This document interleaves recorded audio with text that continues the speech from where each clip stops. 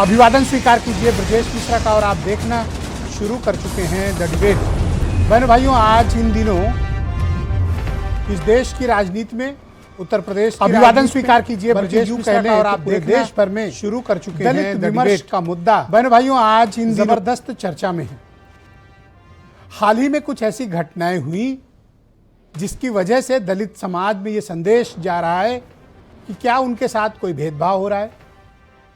सिर्फ किसी एक राज्य में नहीं बल्कि कई अलग अलग राज्यों में इस तरह की घटनाएं हुई जिनकी वजह से ये विमर्श चला, ये नैरेटिव चला और इस तरह की बातें उठी कि दलितों के साथ वो किसी भी बड़े से बड़े ओहदे पर हों, कितने भी छोटे से छोटे ओहदे पर हों, वो कहीं भी हों, उनके साथ जातीय भेदभाव, डिस्क्रिमिनेशन होता है और समाज में एक सुपर स्ट्रक्चर लेवल बना हुआ है जो ऐसे लोगों के साथ भेदभाव करता है। चाहे हरियाणा की घटना हो, भारत के मुख्य न्यायाधीश के साथ की घटना हो, कलकत्ता की घटना हो या फिर उत्तर प्रदेश में रायबरेली की, ये घटनाएं हैं जो हमें इस बात को झकझोरती हैं कि हम भले ही आर्टिफिशियल इंटेलिजेंस के दौर में पहुंच गए हों, लेकिन लोगों की सोच, समझ और मानसिकता आज भी वहीं पर है जो दशकों पहले थी। तो आज इस मुद्दे के समग्र विषयों पर चर्चा करेंगे। बहनों भाइयों, भारत के मुख्य न्यायाधीश जस्टिस बी.आर. गवई के साथ भरी कोर्ट में जो कुछ भी हुआ, पूरे देश भर में वो बहुत चिंता के दृष्टिकोण से देखा गया। भारत के मुख्य न्यायाधीश पर जो अनुसूचित जाति समाज से आते हैं उन पर जूता फेंकने की घटना, ये एक सांकेतिक घटना जरूर है, लेकिन ये दिखाती है कि भारत में संविधान प्रदत्त अधिकारों के चलते अगर कोई आगे बढ़ा है और अगर दलित समाज का है तो सर्वोच्च पद पर बैठे व्यक्ति के साथ भी ऐसी अपमानजनक घटनाएं हो सकती हैं। इसका लोग सहारा भी लेते हैं कि चूंकि उन्होंने ईश्वर को क्रिटिसाइज करने की कोशिश की, इस कारण ऐसा हुआ। बहनों भाइयों, कौन सी ऐसी अदालत है जहां पर एक से बढ़कर एक तीखी टिप्पणियां न होती हों? तो पहला सवाल यह है कि जस्टिस बी.आर. गवई पर ही जूता क्यों फेंका गया और वो कौन सी मानसिकता है जो ऐसा करने के लिए प्रेरित करती है? वो कौन से ऐसे विचार हैं और कौन लोगों का ऐसा आचरण है जो इस प्रकार की दुस्साहसिक घटना करते हैं? और मैं तो बड़प्पन की सराहना करूंगा और उनके धैर्य की सराहना करूंगा भारत के मुख्य न्यायाधीश की, उन्होंने माफ कर दिया। बहनों भाइयों, माफ कर देने की प्रवृत्ति अच्छी बात है, लेकिन इस तरह की घटनाएं दोबारा ना हो, एक समाज के तौर पर हमें उसकी चिंता करनी चाहिए। दूसरी घटना जिसने पूरे देश भर में सबका ध्यान खींचा वो है हरियाणा की घटना। एक एडीजी स्तर का आईपीएस अधिकारी जातीय भेदभाव, शर्मिंदगी भरे आरोप, उत्पीड़न और भेदभाव के चलते खुद की जान देने को मजबूर होता है, आत्महत्या कर लेते। कोई सामान्य व्यक्ति नहीं, एडीजी स्तर का, और वो भी उनकी पत्नी एक आईएएस अधिकारी। तो फिर इस तरह का भेदभाव का शिकार आम आदमी भी होगा। आप रायबरेली की घटना देख लें, आप कोलकाता की घटना देख लें, आप नोएडा की घटना देख लें, आप दिल्ली की घटना देख लें।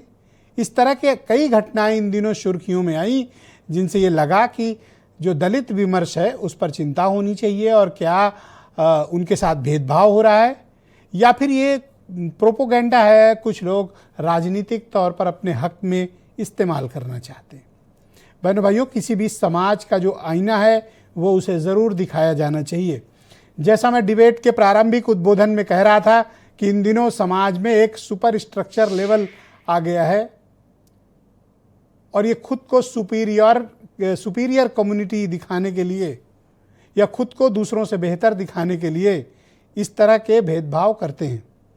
वो व्यक्ति हो सकते हैं, वो संस्थाएं हो सकती हैं, वो डिपार्टमेंट हो सकते हैं, वो कोई भी हो सकता है, लेकिन इसमें कोई दो राय नहीं है कि जातीय आधार पर भेदभाव इस देश में है और वो आम आदमी के साथ भी दिखता है, भारत के चीफ जस्टिस के साथ भी दिखता है, एक कर्मचारी के साथ भी दिखता है और एक आईपीएस अधिकारी के साथ भी दिखता है। तो एक समाज के रूप में हमें कितनी चिंता करनी चाहिए? बहनों भाइयों, मैं सभी राजनीतिक दलों से आग्रह करूंगा कि इस मसले पर पार्टी के गत विषयों से ऊपर उठकर इस पर सबको चिंता करनी चाहिए कि जब हम सबको साथ लेकर चलने की बात करते हैं तो वो कौन सी दबी हुई मानसिकता है जो हमें ये भेदभाव करने को आगे बढ़ाती है। मैं चाहता हूं कि आप कुछ आज स्टेटमेंट सुन लें, फिर आज मैंने बहुत ही वरिष्ठ मेहमानों को आमंत्रित किया है ताकि हम इस विषय की समग्रता के साथ चर्चा कर सकें।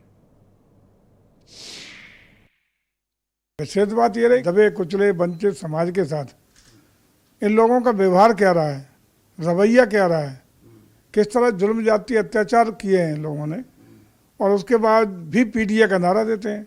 तो वास्तविकता की कलई खोल के रख दी है, तो इसलिए भ्रमना रहे हैं। वंचित समाज के लिए जो हम कर रहे हैं तो निश्चित रूप से उसका जुड़ाव, उसका भाव, उसकी आत्मीयता हमारे साथ जुड़ी रहेगी।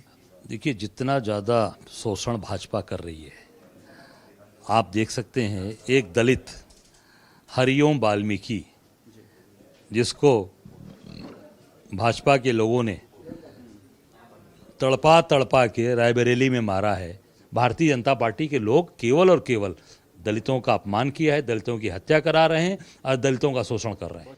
समाजवादी पार्टी हमेशा दलितों के हक, अधिकार, न्याय और सम्मान के लिए संघर्ष करती रही है। लगातार पूरे प्रदेश में दलितों के ऊपर हमले हो रहे हैं, उनकी हत्याएं हो रही हैं। भारतीय जनता पार्टी दलितों की तैशी नहीं है। तो बहनों भाइयों, आज की इस परिचर्चा को शुरू करते हैं। मैं सबसे पहले मेहमानों से आपका परिचय करा देना चाहता हूं। मेरे साथ आम आदमी पार्टी के राज्यसभा के सदस्य और उत्तर प्रदेश के प्रभारी संजय सिंह मेरे साथ मौजूद हैं। स्वामी प्रसाद मौर्य उत्तर प्रदेश की कई सरकारों में 5 बार के मिनिस्टर रह चुके हैं और आजकल अपनी पार्टी चलाते हैं, अपनी जनता पार्टी, वो भी मेरे साथ मौजूद हैं। और रामजी लाल सुमन समाजवादी पार्टी से राज्यसभा के सदस्य और इस देश में और उत्तर प्रदेश में दलित राजनीति के सबसे वरिष्ठ नेताओं में से एक। राकेश त्रिपाठी भारतीय जनता पार्टी के प्रवक्ता हैं, मुझे इस कार्यक्रम में ज्वाइन कर रहे हैं। और प्रोफेसर रविकांत, इन दिनों कांग्रेस पार्टी में एक नया दलित चेहरा, वो भी मेरे साथ मौजूद हैं। और वीरेंद्र जी हमारे स्टेट हेड। तो मैं आप सभी का बहुत धन्यवाद प्रकट करता हूं और मैं आप सबसे ये कहना चाहता हूं कि हम 1 बाय 1 सबसे बात करेंगे ताकि हम सबके विषयों को भी एक एक करके समझ सकें। संजय सिंह जी, कार्यक्रम की शुरुआत मैं आपसे करना चाहता हूं और मैं आपसे ये समझना चाहता हूं, क्या भारत में दलित उत्पीड़न की घटनाएं बढ़ी हैं जैसा आज आपने ट्वीट किया, और क्या ये फिर अगर घटनाएं बढ़ी हैं तो इसके कारण क्या हैं, या फिर ये एक पॉलिटिकल नैरेटिव है? देखिए, सबसे पहले तो आपको नमस्कार और आपके दर्शकों को नमस्कार। भारत में दलित उत्पीड़न की घटनाएं बढ़ी हैं, निश्चित रूप से बढ़ी हैं, और इसका सबसे बड़ा उदाहरण यह है कि न्यायपालिका की सबसे बड़ी कुर्सी पर बैठे हुए देश के मुख्य न्यायाधीश जो दलित समाज से आते हैं, गवई साहब, उनके ऊपर जूता फेंकने की कोशिश की गई। यह दुस्साहस करने का बल कहां से मिला, यह हिम्मत कहां से आई? यह हिम्मत आई उन लोगों की जो गवई साहब के लिए आपत्तिजनक वीडियो बनाते हैं। ऐसे वीडियो मौजूद है सोशल मीडिया पे, खुलेआम कह रहे हैं इनके मुंह पे थूक देना चाहिए, इनको तो गोली से मारना चाहिए। ऐसे ट्वीट, ऐसे वीडियोस मौजूद हैं। ब्रजेश जी, बहुत शर्म के साथ यह कहना पड़ रहा है कि उन लोगों को जो ऐसे वीडियो बनाते हैं, भारत के प्रधानमंत्री ट्विटर पे फॉलो करते हैं। और कार्रवाई के नाम पर जब एक अजीत भारती नाम के शख्स को बुलाया जाता है नोएडा की पुलिस के द्वारा, तो भारतीय जनता पार्टी का खेल देखिए कि उसको बचाने के लिए बीजेपी का राष्ट्रीय प्रवक्ता उनके साथ जाता है। तो आप बताइए, मनोबल बढ़ेगा कि नहीं बढ़ेगा? जब मुख्य न्यायाधीश पर जूता फेंकने की कोशिश करने के बावजूद राकेश किशोर मीडिया में आके बयान दे रहा है कि हमें कोई अफसोस नहीं है, और खुलेआम चीफ जस्टिस को गालियां दी जा रही हैं, उनके गले में हांडी बांध के एक वीडियो बनाया गया है ब्रजेश जी, जो छुआछूत के उस युग की याद दिलाता है जब दलितों के गले में हांडी बांध के और पीछे झाड़ू बांध के उनको चलने के लिए मजबूर किया जाता था, जब मंदिरों में उनका प्रवेश वर्जित था, और आज भी मंदिरों में प्रवेश वर्जित है। आज आईपीएस की घटना पूरन कुमार जी की है, वो अभी अलग से चर्चा करूंगा, लेकिन ये ताकत कहां से आ रही है? ये ताकत आ रही है घृणा और नफरत से भरी हुई सरकार आदरणीय प्रधानमंत्री जी के नेतृत्व में और डबल इंजन की सरकारें कई राज्यों में चल रही हैं जो दलितों के प्रति, पिछड़ों के प्रति नफरत की भावना रखती हैं। इसी के कारण से उत्तर प्रदेश आज ऐसा राज्य बन गया है, पूरे देश में जितनी दलित उत्पीड़न की घटनाएं हुई हैं, एनसीआरबी का डाटा कह रहा है, भारत सरकार का डाटा कह रहा है, अकेले 23% घटनाएं उत्तर प्रदेश में हुई हैं। अकेले 23% घटनाएं यूपी में हुई हैं दलित उत्पीड़न की। हरिओम वाल्मीकि को पीट पीट के मार दिया जाता है। तो आप दलित समाज के लोगों को इंसान नहीं समझते हैं, उनके साथ जानवरों जैसा व्यवहार करते हैं। और इनका इतिहास क्या है? 100 साल की आरएसएस हो गई, लेकिन जब ये 100 साल का अपना 100वां वर्ष मना रहे थे हर्षोल्लास के साथ, तो प्रधानमंत्री जी भी नहीं बता सके, भागवत जी भी नहीं बता सके कि 100 वर्षों में एक भी दलित, पिछड़ा या आदिवासी आरएसएस का प्रमुख। अच्छा, आपने एक वीडियो बनाया हरियाणा के आईपीएस अधिकारी पूरन कुमार जिन्होंने आत्महत्या कर ली। इंसान ही नहीं मानते। जी हाँ। तो पूरन कुमार के मामले को लेकर भी इस तरह की बातें आ रही हैं कि अभी तक कोई कार्रवाई नहीं की गई, सिर्फ एक एसआईटी बना दी गई और एक्शन के नाम पर अभी कुछ भी नहीं। ये कोई छोटी घटना नहीं है ब्रजेश जी, ये कोई छोटी घटना नहीं है ब्रजेश जी। आप उस पूरी घटना को सुनेंगे, देखेंगे, आपकी आंखों से आंसू आ जाएंगे।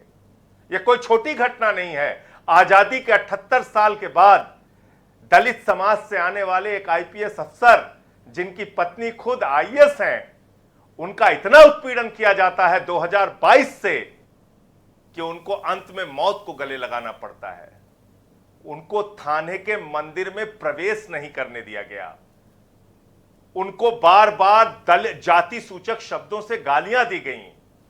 उनके खिलाफ एफआईआर लिखाई गई। एक आईपीएस अधिकारी के खिलाफ उनके ही एसपी ने, एडीजी रैंक के अधिकारी थे पूरन कुमार जी, उनका एसपी रोहतक जिले का एफआईआर लिखता है।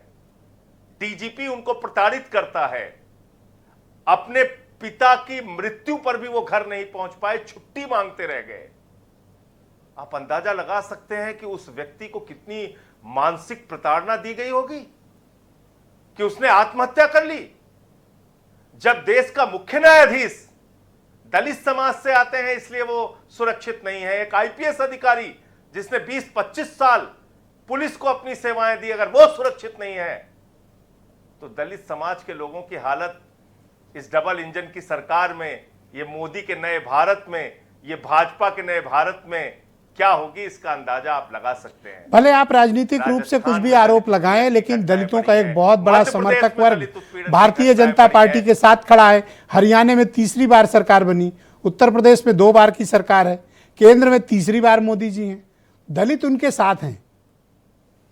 तो फिर ये आप उत्पीड़न का आरोप उनके ऊपर कैसे लगा सकते हैं? बात नहीं करना चाहता ब्रजेश जी, आज मैं सरकारों पे बात नहीं करना चाहता ब्रजेश जी, क्योंकि सरकारों पे बात करेंगे तो फिर वोट चोरी का भी मुद्दा उठेगा। मैं उस पे बात नहीं करना चाहता। लेकिन मैं आपसे कह रहा हूं कि आपको 543 में से 543 सीटें भी मिल जाएं, तो क्या आपको अधिकार मिल जाता है कि आप बाबा साहब के संविधान को कुचलेंगे?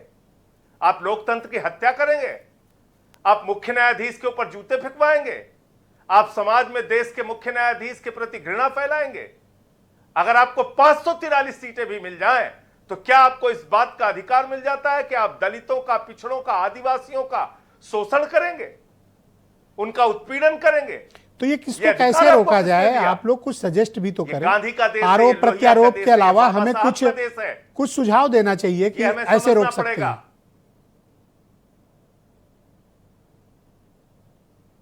आपकी नफरती भाषा पे पहले रोक लगाइए। पहली शुरुआत तो वहां से करनी चाहिए। आज भारतीय जनता पार्टी के काडर, भारतीय जनता पार्टी की troll army, Bharatiya Janata party के वे ट्विटर हैंडल जिसको खुद प्रधानमंत्री फॉलो करते हैं, वो दलितों को गालियां देते हैं, वो बाबा साहब को गालियां देते हैं, खुलेआम गालियां देते हैं, वो देश के मुख्य न्यायाधीश को गालियां देते हैं, वो खुलेआम कहते हैं सरकार भी हमारा है, सिस्टम भी सरकार भी हमारी है, सिस्टम भी हमारा है, खुलेआम कहते हैं जी। तो उनका तो मनोबल बढ़ेगा ना। धन्यवाद संजय जी। आप सोचिए ना जी। संजय जी, मैं आग्रह करूंगा अगर आपके पास समय हो तो आप स्वामी प्रसाद मौर्य जी को और रामजी लाल सुमन को अगर सुनना चाहें तो वो पैनल में आपके साथ मौजूद हैं। 2 बहुत ही सीनियर लीडर्स हैं। नहीं, मैं बैठा हूं। अगर आप उनको सुनना चाहें तो मैं आपसे निवेदन करूंगा कि उनको जरूर सुनिए। बहुत ही वरिष्ठ नहीं, लोग दोनों हैं। वरिष्ठ नेता है, मैं बैठा हूं, मैं सुन रहा हूं। ओके, तो मैं स्वामी प्रसाद मौर्य जी को आमंत्रित करता हूं इस पर चर्चा में। मौर्य जी, आपका स्वागत और धन्यवाद। आज हम इस विषय पर चर्चा कर रहे हैं कि भारत में जो दलित विमर्श है उसको लेकर बड़ी चिंताएं प्रकट की जा रही हैं कि इन दिनों जो घटनाएं हुई, चाहे भारत के चीफ जस्टिस के साथ हो, एक आईपीएस अधिकारी के साथ हो, एक आम व्यक्ति के साथ रायबरेली में हो, या किसी खास व्यक्ति के साथ हो, इस तरह का एक विमर्श इन दिनों चल रहा है। आप क्या मानते हैं कि दलित उत्पीड़न की घटनाएं बढ़ी हैं या फिर ये एक पॉलिटिकल प्रोपोगेंडा है?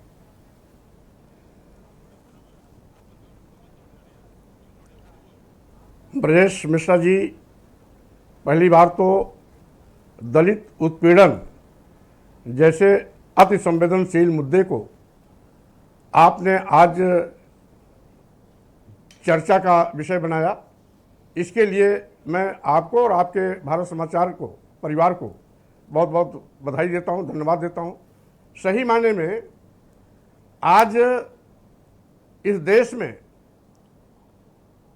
बड़े पैमाने पर आपराधिक घटनाओं की बाढ़ आई है। विशेष रूप से दलित उत्पीड़न पूरे देश में 57,562 घटनाएं घटी हैं, जिसमें अकेले उत्तर प्रदेश में 15,368 घटनाएं घटी, यानी 1/3 लगभग कुल आपराधिक घटनाओं का आंकड़ा केवल उत्तर प्रदेश में है।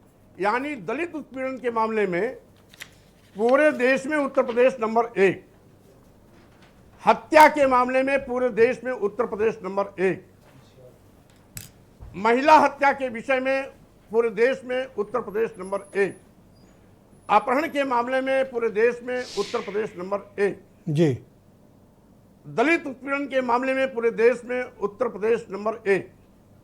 और यही नहीं, आज मैं आपसे ये भी कहना चाहता हूं कि ये जो अन्य 5 टॉप ऐसे प्रदेश हैं जहां बड़े पैमाने पर आपराधिक घटनाएं बढ़ी हैं, वो सब भाजपा शासित राज्य हैं।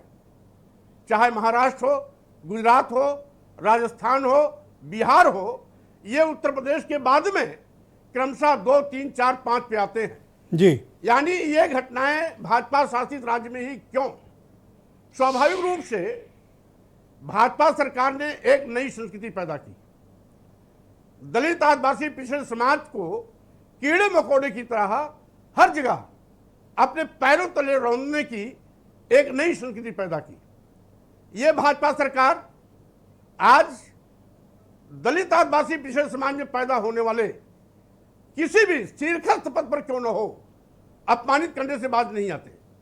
यही भाजपा सरकार है जिसमें राष्ट्रपति के रूप में रामनाथ कोविंद जी को राजस्थान के ब्रह्मा मंदिर में अंदर जाने से रोक दिया गया था। ये वही भाजपा सरकार है जिसके शासनकाल में राष्ट्रपति द्रौपदी मुर्मू जी को दिल्ली के जगन्नाथ मंदिर में जाने से रोक दिया गया था। ये यही भाजपा सरकार है जिसमें देश के सर्वोच्च न्यायालय के मुख्य न्यायाधीश यानी सीजीआई ऑफ इंडिया पर इसलिए जूता फेंका गया क्योंकि वो दलित समाज के हैं। 2 राष्ट्रपतियों को मंदिर में जाने से इसलिए रोक दिया गया, एक आदिवासी समाज से ताल्लुकात रखता है, एक दलित समाज से ताल्लुकात रखता है। यही नहीं, हरियाणा में एक आईपीएस को आत्महत्या करने के लिए मजबूर होना पड़ता है क्योंकि वो भी दलित समाज से ताल्लुकात रखता है। और इस प्रकार के जी, आज आपने देखा होगा भाजपा शासित राज्यों में कहीं पर किसी आदिवासी के सिर पर पेशाब करने का फैसला चल चुका है तो किसी दलित को आज मलमूत्र लेप करके लोग अपने मुंह से बर्ताव देखते दिखाई पड़ते हैं। यानी आज ये सब सारी घटनाएं हो रही हैं और जहां पर अपराधियों को जेल भेजने की आवश्यकता पड़ती है, सरकार इन अपराधियों को बचाने में लग जाती है। अभी अभी माननीय मुख्य न्यायाधीश भारत सरकार पर जिस तरीके से जूता फेंका गया, 1 हफ्ता बीत जाने के बावजूद भी भारत सरकार उस अपराधी को जेल की सलाखों में नहीं भेजा, यानी उस अपराधी को बचाने में लगी हुई है। लानत है ऐसी भाजपा सरकार पर जो सीजीआई पर जूता फेंकने की कोशिश करने वाले को भी अभी।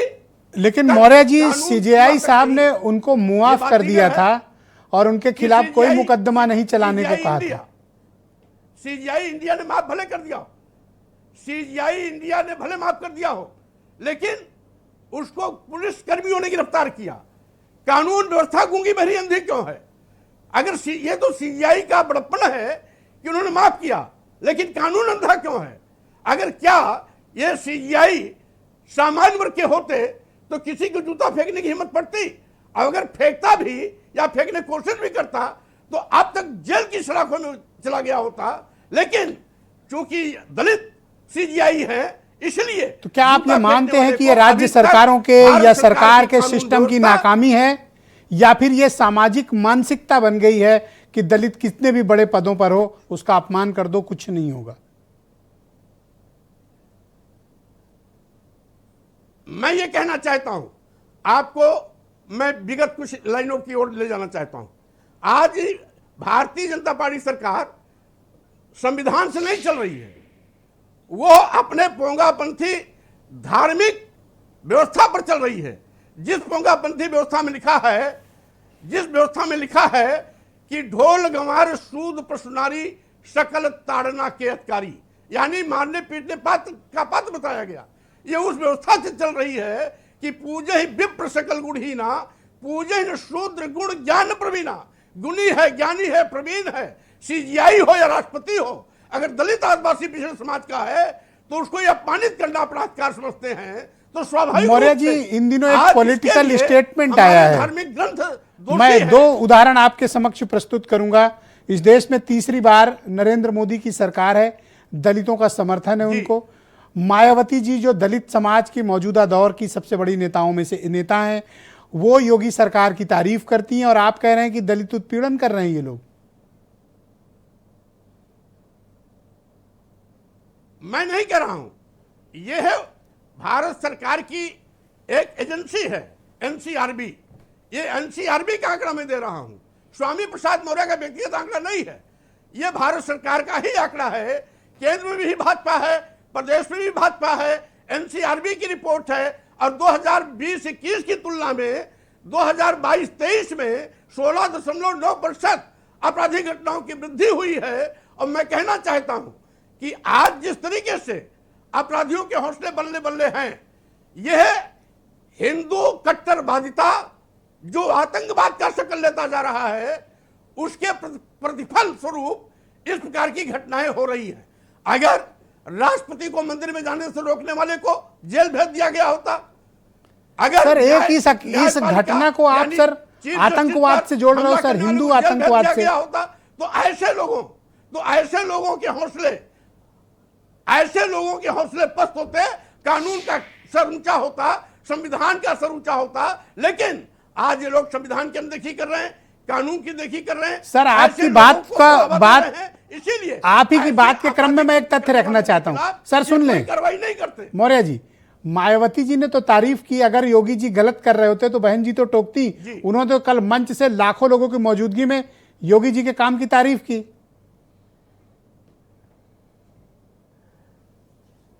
अगर मायावती जी भाजपा की तारीफ करती हैं तो क्या एनसीआरबी की रिपोर्ट को झुटलाया जाएगा? अगर बहन जी सीबीआई और ईडी के डर से भाजपा का गुणगान करती है, महिमा मंडन करती है, तो इसका मतलब क्या है? दलित उत्पीड़न को क्लीन चिट मिल जाएगी।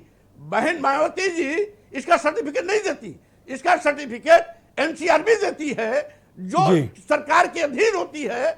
और मैं वही आंकड़ा प्रस्तुत कर रहा हूं। और मैं ये भी कहना चाहता हूं, आज सरकार बढ़ावा कैसे देती है, आपराधिक घटनाएं कैसे घटती हैं।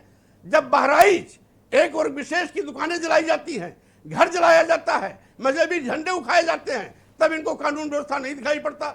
अगर फतेहपुर में एक मकबरा तोड़ा जाता है, जय श्री राम बजरंगबली का नारा दे करके फावड़ा खुदालने की उठाते हैं, तो सरकार चुप रहती है जी। आगरा में जब रामजीलाल सुमन जो दलित सांसद हैं, जब हजारों की तादाद में लोग वहां कट्टे लहराते हैं, बंदूक लहराते हैं, फरसा लहराते हैं और साथ ही साथ राइफल लहराते हैं, मुख्यमंत्री आगरा में मौजूद रहते हैं, उनके खिलाफ कार्रवाई नहीं होती है। मौर्य जी धन्यवाद सर, मैं आपसे निवेदन करूंगा कृपया मेरे साथ बने रहिएगा। आधार पर मैं अब आपने सुमन साहब की बात की है तो मैं आपको सीधे उनसे कनेक्ट कर देता हूं।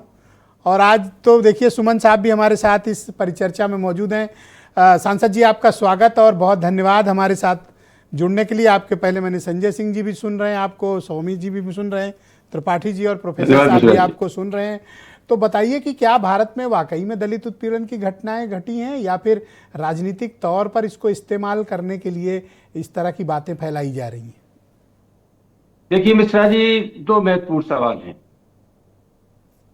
एक महत्वपूर्ण सवाल तो वो है जिसका सियासत से कोई ताल्लुक नहीं है, राजनीति कोई ताल्लुक नहीं है। देश के मुख्य न्यायाधीश का अपमान किया गया, उन पर जूता फेंका गया, ये एक ज़हनियत है, मानसिकता है।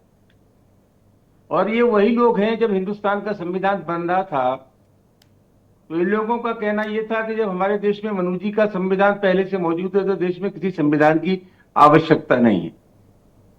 तो मुख्य न्यायाधीश पर हमला मनुस्मृति का संविधान पर हमला है।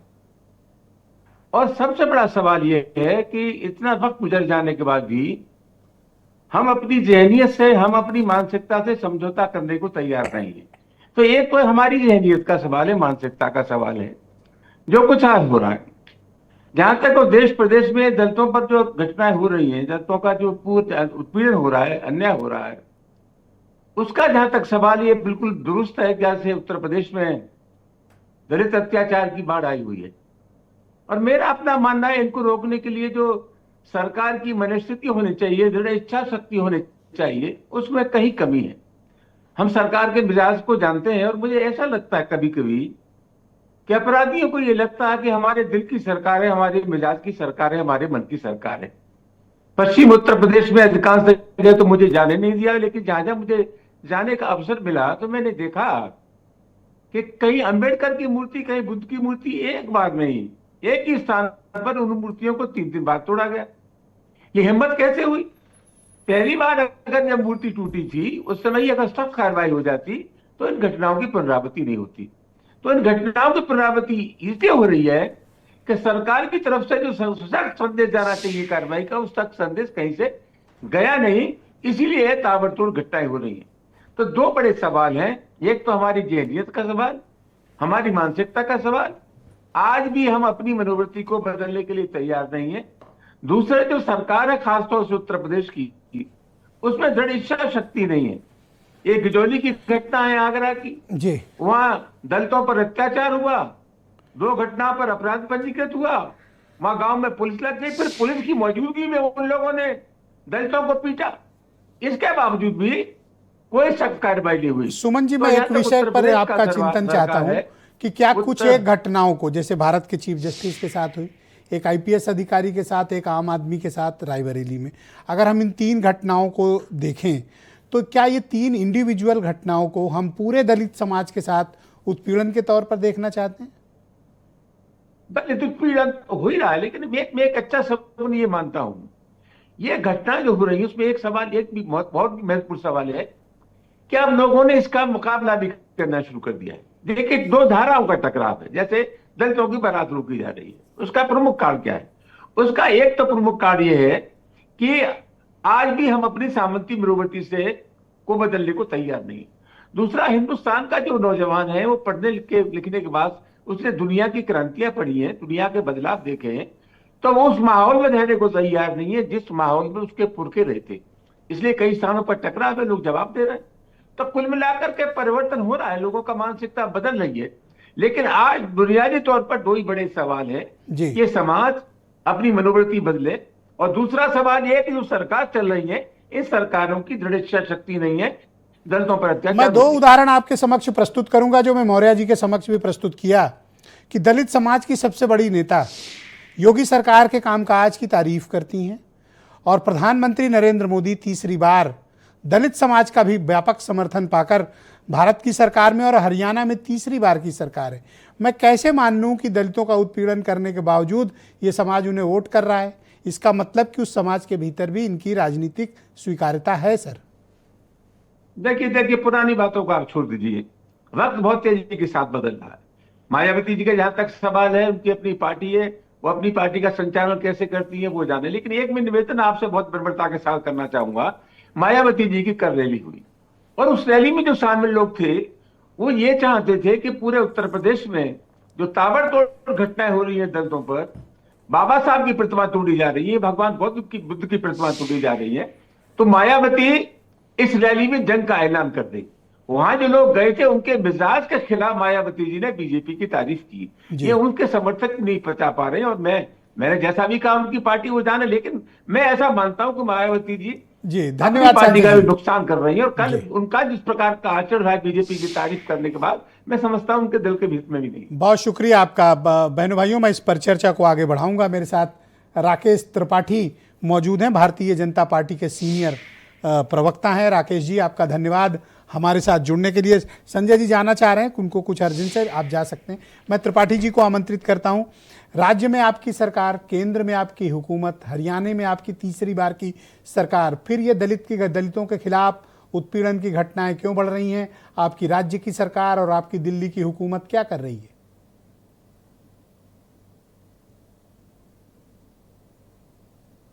देखिए ब्रजेश जी, आपने जब इसकी शुरुआत की, इस चर्चा की, तो निश्चित तौर पर वास्तविकता में समाज को भी ये महसूस हो रहा था, देख रहे दर्शकों को महसूस हो रहा था कि आपने एक बेहद संवेदनशील विषय पर एक गंभीर चर्चा आयोजित की है। लेकिन पूर्व के वक्ताओं ने इस गंभीर विषय को भी राजनीतिक आरोप प्रत्यारोप का एक मंच बना लिया और भ्रामक आंकड़े दे करके, जानबूझ करके सरकार पर तोहमत लगाने का लगातार प्रयास करते रहे। और विशेष तौर पर रामजीलाल सुमन हो या स्वामी प्रसाद मौर्य हो, इनके तो पूर्व के आचरण इस प्रकार के रहे। हिंदुओं के भीतर कैसे जातीय विभाजन करो, वोट बैंक की पॉलिटिक्स करो और इस वोट बैंक से अपना बैंक बैलेंस बढ़ाने का काम करो। इनकी पीड़ा है स्वाभाविक तौर पर कि नरेंद्र मोदी की राजनीति के क्षितिज पर आने के बाद से जिस तरह से जाति की दीवारें टूटी हैं और जातीय जो दल अब तक अपनी छत्रप आधार पर चलाया करते थे, उनका आज पूरा ताना बाना बिखर गया है। क्योंकि आज विकास से हमने सीधा जोड़ने का काम किया है। प्रधानमंत्री ने जो आवास बनाए हैं ना, इन आवास में सर्वाधिक हिस्सेदारी इसी अनुसूचित जाति जनजाति के समाज के लोगों की है, जिनके पास पक्के मकान नहीं थे, जिनके पास खाने के लिए राशन की व्यवस्था नहीं थी। उनके घरों में हमने मुफ्त राशन पहुंचा दिया। इस नाते ये वोट बैंक की पॉलिटिक्स करने वालों का बैंक बैलेंस गड़बड़ा गया है।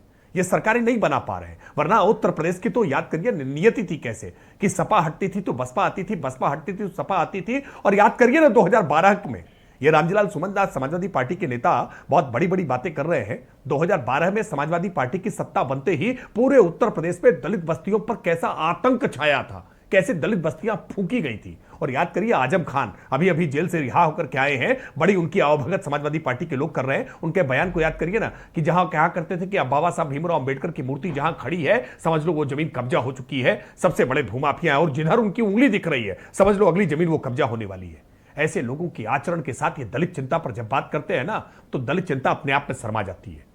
वास्तविकता में अनुसूचित जाति जनजाति के लोगों की जो चिंताएं थी, उनके साथ कानून व्यवस्था जिस प्रकार से कि उनको मार्जिनाइज करके रखा जाता था, उनकी आवाज नहीं सुनी जाती थी, एफआईआर नहीं दर्ज हुआ करती थी, आज उनकी आवाज मुखरता से सबके सामने निकल करके आ रही है। राकेश अवसर जी, मैं 2-3 घटनाओं का जिक्र आपके समक्ष रखना चाहता हूं। अलग अलग स्कीम हरियाणा में आपकी तीसरी बार की सरकार है, ऐसे माध्यम से हरियाणा में आपकी तीसरी बार की सरकार है। एक सीनियर आईपीएस अधिकारी 8 पन्नों का सुसाइड नोट लिखता है, जिसमें आपकी सरकार के मौजूदा अधिकारी, चीफ सेक्रेटरी, डीजीपी समेत 15 अधिकारियों पर जातिगत भेदभाव करने, उत्पीड़न करने, शर्मिंदा करने, बेइज्जत करने, क्रिमिनलाइज करने के आरोप लगाकर आत्महत्या कर ली।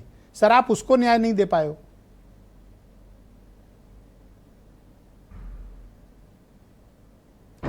देखिए ब्रजेश जी, मैं फिर इस बात को कहूंगा कि तथ्य सत्य इन सब बातों का अन्वेषण हुए बिना किसी निष्कर्ष पर पहुंच जाना ठीक नहीं है।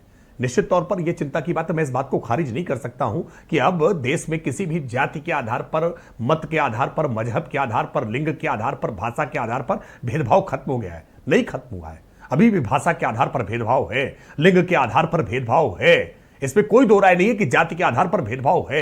और निश्चित तौर पर एक समाज के तौर पर हम सबको शर्मसार होने की आवश्यकता होती है कि इतनी प्रगति करने के बाद भी आज देश दुनिया की में आज चौथी बड़ी आर्थिक शक्ति हम बन गए हैं, तीसरी बड़ी आर्थिक शक्ति बनने जा रहे हैं, लेकिन फिर भी इस प्रकार के भेदभाव हैं, हम इनको तो सर आप मुझे बताएं ना कि आपने चीफ सेक्रेटरी के खिलाफ क्या कार्रवाई की, छोटी-छोटी आपने डीजीपी पर क्या एक्शन लिया, ये निष्कर्ष ले आपने सीजीआई पर जूता फेंकने वालों पर क्या कार्रवाई की?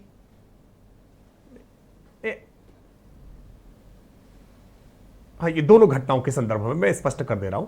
हरियाणा की जिस घटना का आप जिक्र कर रहे हैं, उस घटना में डीजीपी के खिलाफ एफआईआर दर्ज हुई है। डीजीपी राज्य में पुलिस का सबसे बड़ा मुखिया होता है और पुलिस के सबसे बड़े मुखिया के खिलाफ भी एफआईआर दर्ज हुई है। एसआईटी गठित कर दी गई है। इंतजार करिए, उसकी जो फाइंडिंग्स निकल करके आएंगी उसमें निश्चित तौर पर एक व्यक्ति अगर डीजीपी के पद पर है, प्रदेश का मुखिया है, किस पुलिस वाले की हिम्मत है कि उसके खिलाफ जांच कर लेगा सर?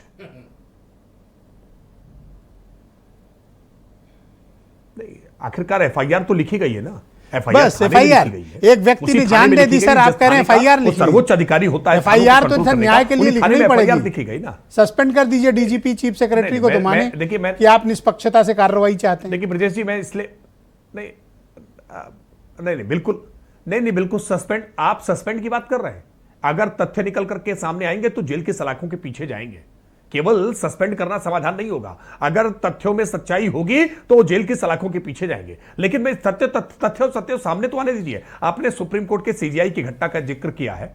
सीजीआई पर हमला करने वाले व्यक्ति की जाति क्या है, ये भी अभी कोई जानता नहीं है, क्योंकि उनके नाम के आगे सर आप बता दें क्या है, वो कौन व्यक्ति है, वो भी एक वकील है, उसने क्यों किया है, कैसे किया है, नहीं मुझे भी नहीं मालूम है। अच्छा, मुझे भी नहीं मालूम है। और मैं एक एडवोकेट, तो क्या अगर मान लीजिए कि अगर जैसा आप कहना चाहते हैं, चलिए मैं अगर वो शेड्यूल्ड कास्ट कम्युनिटी से भी हैं तो क्या सीजीआई पर जूता फेंका जाएगा सर, और सरकारें शांत बैठी रहेंगी? घसीट कर जेल में डाल देना चाहिए था सर। नहीं वो विमर्श खत्म हो जाना चाहिए। जो नहीं वो विमर्श खत्म हो जाना चाहिए ब्रजेश जी, जिसमें ये कहा जा रहा हो कि दलितों के साथ उत्पीड़न हो रहा है। सीजीआई पर जूता फेंकने को लेकर के आपने दलितों के साथ उत्पीड़न की घटना को जोड़ा है। यह दुर्भाग्यपूर्ण है, क्योंकि जूता फेंकने वाले की जाति क्या है यह भी मालूम नहीं है। तो आपको कैसे पता कि वो अगर उसी समाज का भी है तो क्या आप उनका समर्थन करते हैं जो लोग भारत के मुख्य न्यायाधीश पर जूता फेंकते हैं? वो कोई भी कम्युनिटी का हो सर, मैंने तो कम्युनिटी की बात ही नहीं कही। वो तो आप बार बार बताने की चेष्टा कर रहे हैं कि वकील किस कम्युनिटी का है। मैंने कहा नहीं कर सकते भाई, ही कह रहे हैं बार बार। नहीं हम आप जाति आप देखिए और इन ये संजय सिंह जी को और रामजीलाल सुमन को ढूंढने दीजिए, ये जाति देखें। मैं तो ये देख रहा था कि एक अधिवक्ता ने एक जज के ऊपर जूता फेंक दिया। ये न्यायिक व्यवस्था के लिए निश्चित तौर पर एक बड़ा धब्बा है, बहुत गलत हुआ है, ये नहीं होना चाहिए था। लेकिन आप इस घटना को जब जाति के साथ जोड़कर देखने का काम कर रहे हैं ना, तो अगर अधिवक्ता की जाति पता चल जाए तो आपका दलित उत्पीड़न का सारा विमर्श खत्म हो जाएगा। क्योंकि आप अगर सीजीआई को भी दलित के खांचे में ही बांट के रखना चाहते हैं तो फिर कभी उत्थान कैसे कर पाएंगे आप? सर यही है ना, तो हर चीज को जाति के आंकड़े में बांटते हैं। आज मैंने भारत के चीफ जस्टिस देख लेना, यही तो क्रिमिनल जस्टिस। अगर दलित समाज से कोई बेटा पढ़ लिख कर भारत का मुख्य न्यायाधीश बन गया तो किसको अख्तियार है कि वो जाकर उनके ऊपर जूता फेंके? सर ये घोर पाप है, ये भारत के संविधान का 150 करोड़ भारतीयों का अपमान है। नहीं मैं तो कह रहा हूं ब्रजेश जी आप नहीं, मैं दूसरी बात कह रहा हूं। ब्रजेश जी आप मिश्रा हैं, आप ब्राह्मण हैं, तो कोई आप पर जूता फेंक देगा क्या? सवाल ही नहीं उठता भाई, कोई किसी पर जूता नहीं फेंक सकता। तो आप मुझे बताएं कि क्या कार्रवाई आपने की? पर भी नहीं और राकेश त्रिपाठी पर भी आप बताएं सर कि मुझे आपने क्या एक्शन लिया? किसी व्यक्ति की गरिमा है। Haryana no action, CGI no action. हाँ बता दे रहा हूं, बिल्कुल देखिए नहीं बिल्कुल एक्शन है। नहीं गलत है, ये झूठ है।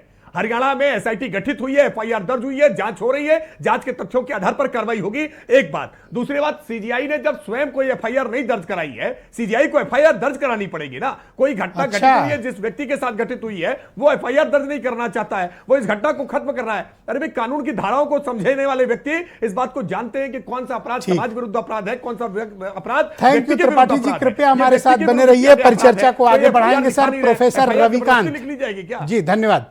प्रोफेसर रविकांत कांग्रेस पार्टी के लीडर हैं और आजकल दलित समाज के कांग्रेस पार्टी के चिंतक भी हैं। प्रोफेसर साहब आपका स्वागत। क्या वाकई में ये घटनाएं बढ़ी हैं या फिर आप लोग इसका राजनीतिक लाभ लेने के मकसद से इसको प्रोपोगेंडा की तरफ फैला रहे हैं? शुक्रिया ब्रजेश जी। सबसे पहले तो मैं जो हमारे बीजेपी के प्रवक्ता हैं उनकी उस भाषा के लिए उनको कंडेम करना चाहता हूँ। आपने नहीं टोका, मुझे उम्मीद थी कि आप टोकेंगे। किस भाषा में? हमारे समक्ष दो माननीय सांसद, एक नेता प्रतिपक्ष रामजीलाल सुमन जी वर्तमान में सांसद हैं, और उनके लिए जिस भाषा का इस्तेमाल इन्होंने किया है वो हाईली आपत्तिजनक। अच्छा, मैं मिस कर गया, क्या बोला? आप मिस कर गए।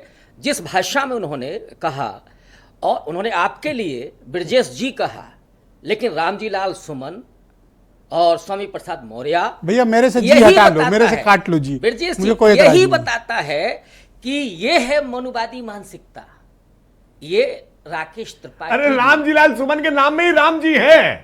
अरे रामजीलाल सुमन के अरे नाम में राम त्रिपाठी जी जी है। पहला राउंड है सर, उनको अपनी बात रख मुझे लेने बात दीजिए, आप रखने रखें। दीजिए। यहाँ भी नहीं बोलने, 3000 साल तक नहीं बोलने दिया। आप बोलो सर, आप बोलो। संविधान ने बोलने का अधिकार दे दिया, तो आप अभी भी करेंगे वही। तो आपने एक तो ये नहीं किया, और मैं मानता हूं कि यही वो मानसिकता है जिसके खिलाफ ये पूरी लड़ाई चल रही है, संविधान को बचाने की लड़ाई। अब सोचिए ब्रजेश जी, अगर ये संविधान ना हो, कानून ना हो, अदालतें ना हो, तो ये क्या करेंगे? यही इकोसिस्टम है। कहां से हिम्मत मिलती है कि एआई वीडियो आता है और उसमें मटकी बांधे हुए जूता मारा जाता है। ये पेशवाई मानसिकता है जहां से आरएसएस निकला है, और मैं इसे सीधे तौर पर मानता हूं कि आरएसएस की मानसिकता और ये जो जूता है वो मनुवाद का प्रतीक है। और ये लोग जो मनुस्मृति को लेकर के घूमते हैं, केवल संविधान की बात करते हैं। असल में तो उन्होंने 2024 के पहले कह दिया था कि 400 सीटें हमको दिला दीजिए, हम संविधान बदलेंगे। और तमाम लोग कह रहे थे कि साहब मनुस्मृति को लागू करेंगे, लेकिन दलितों, पिछड़ों ने, आदिवासियों ने, महिलाओं ने इनके गाल पर तमाचा मारा, 240 पर आकर के इनको रोक दिया। अदरवाइज ये क्या करते इस देश में? और हमारे पर आपके इस विमर्श को मैं कैसे स्वीकार कर लूं, जब मैं देखता हूं कि इस समाज का, जिसके फिक्र के लिए हम सब आज यहाँ एकत्र हुए हैं, उसको एक बहुत बड़ी तादाद में भारतीय जनता पार्टी के साथ खड़ा है। आप कहेंगे तो मैं राज्यों का और केंद्र का उदाहरण भी प्रस्तुत कर सकता हूं। नहीं, और हालिया में कल की हुई घटना तो आपने देखा कि मायावती जी ने योगी जी की तारीफ कर दी। मायावती जी पर मैं कोई टिप्पणी नहीं करूंगा, वो समाज की बहुत आदरणीय नेता रही हैं। आज वो हैं, क्यों ऐसा रही बोल नहीं रही हैं। रही हैं, आज वो क्या बोल रही हैं, क्यों बोल रही हैं, इसे सब समझ रहे हैं, मुझे कहने की जरूरत नहीं है। लेकिन जिसको आप कह रहे हैं कि दलित समाज खड़ा है उनके साथ, अरे साहब चुनाव आयोग खड़ा है उनके साथ। जहां चुनाव आयोग खड़ा हो वहां आप क्या कहें? और वो कहते कि 5 किलो राशन, अभी क्या हुआ बिहार में देख लीजिए, 10,000 रुपया दिया इन्होंने। तो ये वही समझते हैं कि इस गरीब इसको रखो, इसको खरीद लो, और ये वही मानसिकता है ब्रजेश जी। 1 मिनट और दीजिए। ये वही मानसिकता है जहां हजारों साल तक इन्होंने स्टन टैक्स लगाए, उसी मानसिकता के लोगों ने दलित महिलाओं पर। वीरेंद्र जी हमारे साथ इस कार्यक्रम में जुड़ चुके हैं। वीरेंद्र जी, ये हालात इन दिनों मैं थोड़ा सेकंड राउंड में मैं कोशिश करूंगा। वीरेंद्र जी भी आ गए। असल में आज इतने सीनियर लोग हैं ना, मैं चाहता हूं कि इनकी सबकी बात समग्रता से आ जाए, इसलिए मैंने सबको एक एक करके समय दिया। मैं वीरेंद्र जी को भी आमंत्रित करता हूं। वीरेंद्र जी, आप मुझे बताइए कि इन दिनों जिस तरह का दलित उत्पीड़न का विमर्श चल रहा है, इसको आप कैसे महसूस करते हैं? क्या वाकई में घटनाएं बढ़ी हैं, या फिर राजनीतिक तौर पर इस तरह की बातों को टूल के तौर पर इस्तेमाल किया जा रहा है? देखिए, इस देश में जहां वोट बैंक की बात आती है वहां चर्चा ज़्यादा होती है। दलित एक बहुत बड़ा वोट बैंक है, हर दल उसका वोट चाहता है, लेकिन उनका उत्थान कैसे हो, उनको आगे लाया जाए सरकारी सेवाओं में, पदों पर, इन सब चीज़ों पर कुछ चुनिंदा लोग आते हैं, बाकी कौम पीछे रह जाती है। मोदी जी ने बनारस में दलितों के पांव धोए थे। उसके बाद उत्तर प्रदेश में योगी आदित्यनाथ ने संगम में जिन लोगों ने काम किया, उन सब सफाई कर्मियों का सम्मान किया। एक सांकेतिक चीज़ें इस देश में, प्रदेश में होती हैं बड़े नेताओं द्वारा कि हम उनका सम्मान करना चाहते हैं, लेकिन घटनाएं भी होती हैं। और ब्रजेश जी, एक चीज़ बहुत साफ है कि इस प्रदेश में सरकार किसी की रही हो, घटनाएं सबकी सरकार में होती रही हैं। घटनाओं पर कंट्रोल कोई चमत्कार नहीं हो सकता। घटना होने के बाद उस पर कार्रवाई करना यह सरकार की जिम्मेदारी है। अगर आप दलित का वोट चाहते हैं तो जो 80% राशन ले रहे हैं उनको राशन से ऊपर लाया जाए।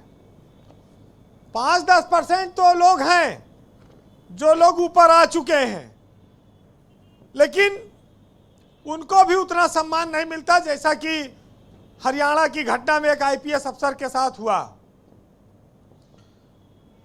लेकिन ये जरूर है कि अब जमाना बहुत बदल गया है, अपने अधिकारों के लिए बोलता है। दलित समाज में बहुत सारे नेता हैं, आज इस पैनल में भी हैं, एससी वर्ग के, जो अपने हक के समाज के लिए बोल रहे हैं। पहले कार्रवाई होती थी, पहले कार्रवाई कम होती थी, उत्पीड़न ज्यादा होता था। जी जागरूकता आ गई, अब अगर उत्पीड़न होता है तो कार्रवाई भी होती है, कुछ मामले भले अलग थलग हों। सबसे बड़ी बात यह है कि जब राजनीतिक लोग किसी मामले में कूदते हैं तो उत्तर प्रदेश में मायावती दलित समाज की एक छत्र नेता मानी गई थी, लेकिन मोदी युग का जब उदय हुआ तो बहुत बड़ा दलित वोट बैंक मायावती को छोड़कर बीजेपी के साथ चला गया और जी मायावती 2014 के लोकसभा चुनाव में शून्य पर आ गई। तो बहुत साफ था कि वो दलित उनसे संतुष्ट नहीं था। फिर मायावती के जितने बड़े नेता थे, काफी संख्या में वो भी समाजवादी पार्टी की ओर चले गए, तो वो फिर दलित एक बार समाजवादी पार्टी की ओर मुड़ा और कांग्रेस के साथ गठबंधन होने से उसको बहुत आसानी हुई समाजवादी पार्टी की साइकिल पर बैठने में। तो ये उत्तर प्रदेश की स्थिति है जी। अब योगी सरकार ने अफसरों के तौर पर दलित अफसरों को काफी महत्व दिया है, समय समय पर काफी बड़े बड़े पद भी दिए हैं, आज भी हैं, लेकिन ऐसा लगता है कि अफसर पद और सम्मान लेकर सिर्फ अपने परिवार तक सीमित रह जाते हैं, वो अपने समाज को वो फायदा नहीं दे पा रहे हैं जिसके लिए उनको तैनात किया गया है। दलित राशन ले और थोड़ा पैसा पाई जाए और घर में लेटा रहे, ये उसका उत्थान नहीं है। उसके जीवन को परमानेंट व्यवस्थित करना होगा। जी वीरेन जी, तो थोड़ा सा आज वक्त कम है, थोड़ा दलित ने देखिए ये जान लिया था कि मायावती भाजपा से डरी हुई है और संविधान को खतरा पैदा हो गया है, आरक्षण खत्म हो सकता है, तो वो सब भाग गए समाजवादी पार्टी के साथ उत्तर प्रदेश में, और इसीलिए बीजेपी लोकसभा में हार गई। अब बीजेपी फिर से दलितों को अपने साथ लाना चाहती है, लेकिन वो आ नहीं पाए, तो वो कह रहे हैं कि मायावती तुम कुछ रोक लो। तो वो मायावती भी अब इस समय जोश में है, अब वो कितना रोक पाएंगी ये अलग बात है। वैसे इस देश में ब्रजेश जी चर्चा तो बहुत होती है बहुत विषयों पर, लेकिन आज एक बहुत बड़ा त्यौहार है इस देश में। तमाम सारे लोग यहाँ बैठे हैं, इनको भी मनाना होगा। करवा चौथ है, हमारी माताएं बहनें तमाम सब प्यासी होंगी, उनको पानी भी पिलाना होगा। और लेकिन एक चीज है कि आज इंटरनेट बहुत तेजी से चल रहा है, क्योंकि महिलाओं के दोनों हाथ में मेहंदी लगी है, मोबाइल नहीं चल रहा है, तो इंटरनेट खाली है।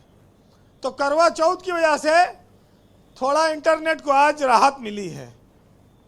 और दूसरा,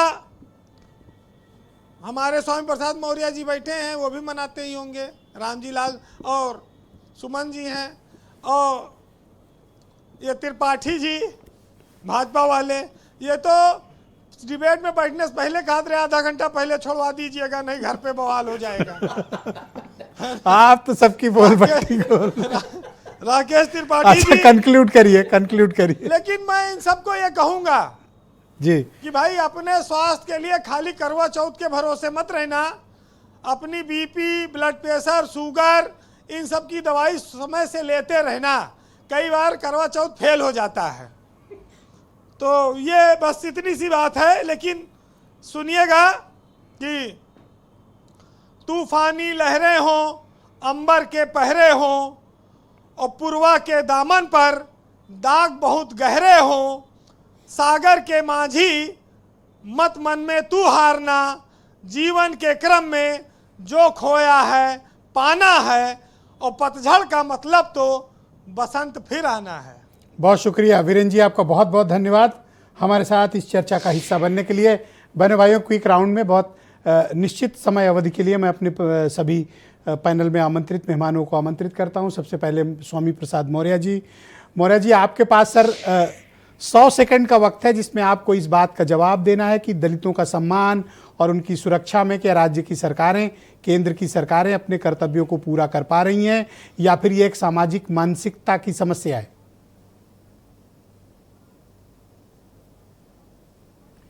पहली बात तो भाजपा की डबल इंजन सरकारें संविधान के इदारे में रह के काम नहीं कर रही। ये मनुस्मृति व्यवस्था लागू करना चाहती हैं और जिसमें मनुस्मृति में लिखा हुआ है शूद्रम तु कारेत दास्यम कृतम अकृतम वा दास्यैव तु जन्मना, तो जिसके चलते ये शूद्र को गुलाम समझते हैं और इसीलिए कीड़े मकोड़े की तरह ये मारे जाते हैं, काटे जा रहे हैं। चीफ जस्टिस पर हमले के बाद अभी तक अपराधी गिरफ्तार नहीं किया गया। चीफ जस्टिस एफआईआर नहीं कराएगा, पुलिस मौके गिरफ्तार की है, इसलिए पुलिस के आधार पर से कार्रवाई होनी चाहिए। देश का कानून अंधा है, कानूनी कार्रवाई नहीं कर रहा है। इससे इस प्रकार के अराजक तत्वों का हौसला बुलंद हो रहा है। देश के 2 राष्ट्रपतियों को मंदिर में जाने से रोक दिया गया था। अगर उनकी गिरफ्तारी हो गई होती तो शायद इस प्रकार की आपराधिक घटनाओं पर रोक लग जाती, लेकिन यह सरकार अपराधियों को बचाने का पाप करती है, इसीलिए अपराधियों के हौसले बुलंद है और मन चाहे तरीके से धन्यवाद सर, चाहा उसको मारा, उसको पीटा, किसी पर जूता फेंका, किसी को मंदिर में जाने से रोका, किसी के सर पर पेशाब किया, किसी के शरीर में मलमूत्र लेप किया। स्वाभाविक रूप से धन्यवाद sir, thank you sir. Bharatiya Janata party संविधान की कसम खाने के बावजूद भी संविधान के दायरे से बाहर काम कर रही है। Thank you sir. Suman ji, यही सवाल मैं आपसे रखता हूं कि दलितों का सम्मान हो या उनकी सुरक्षा का मसला हो, क्या राज्य और केंद्र की सरकारें इस भेदभाव को, इस उत्पीड़न को रोक पा रही हैं और क्या दलित वोट बैंक की तरह सिर्फ इस्तेमाल होने को मजबूर है? 100 सेकंड में सर आपके पास।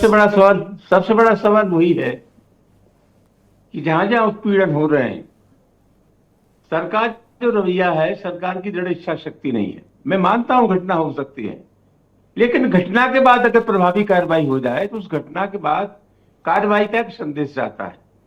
और मैं समझता हूं जहां ताबड़तोड़ घटनाएं हुई, तत्वों पर अत्याचार हुए, लगातार अत्याचार हुए, वहां कहीं से भी सख्त कार्रवाई का संदेश नहीं गया और उसका परिणाम ये हुआ कि लगातार ये घटनाएं हो रही है। दूसरा, मैंने भी आपसे पहले निवेदन किया था कि यह सवाल हमारी मानसिकता का भी है। अभी पूरे देश में धर्म परिवर्तन पर चर्चा हो रही है। मैं मानता हूं कि इस देश में देवरिया धर्म परिवर्तन नहीं होना चाहिए, लेकिन एक बात बिल्कुल दुरुस्त है कि हमें इस बात की समीक्षा करनी चाहिए कि आगे इस देश में धर्म परिवर्तन क्यों हुआ।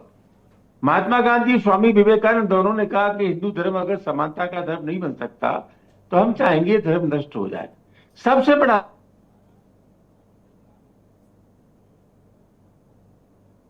नहीं बदलेंगे, मिजाज नहीं बदलेंगे, धर्म के मामले में समता का बोध नहीं होगा। Thank you sir. सब चीजें चलती रहेगी, समाज अपने मिजाज को बदले और सख्त कार्रवाई का संदेश सरकार दे तो इस पर कोई विराम लग सकता है। जी, मैं राकेश त्रिपाठी जी को आमंत्रित करता हूं। राकेश जी, क्यों नहीं आप स्पेशल कोर्ट बनाकर दलित उत्पीड़न के मामलों को फास्ट ट्रायल करा के अपराधियों को, दोषियों को सजा दिलाते हैं? आप कार्रवाई क्यों नहीं करते? एक सख्त संदेश जाना चाहिए।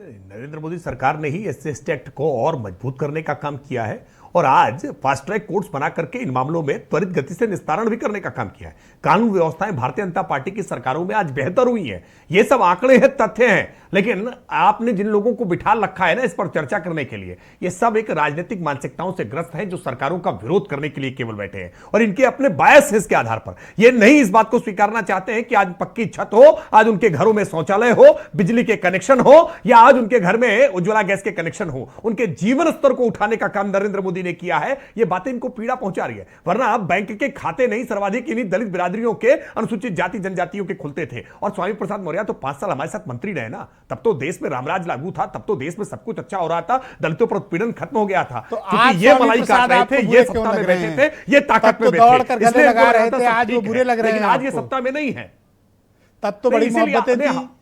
नहीं, नहीं, हमें बुरे नहीं लग रहे हैं। आज इनको सरकार बुरी लगने लगी है, आज इनको समस्या होने लगी है। आज सच बात यह है कि ये सब अपने मंतव्य को सिद्ध करने के लिए, आपने अपने इनकी व्यक्तिगत बेटी को लाभ टिकट के लिए, दिया, अपने एमपी क्षुद्र एमपी स्वार्थ आपके के यहाँ से लिए रही इनकी ये आज बेटी। समाज की खुद उन्नति को नहीं मौर्य जी देखना मिनिस्टर चाहते। रहे, वरना तब रामलीला बड़े सुमन- प्यारे थे, आज रामलीला बुरे हो सुमन मना गए। करें ना। आपका विरोध कर रहे हैं नहीं, तो बुरे हो गए।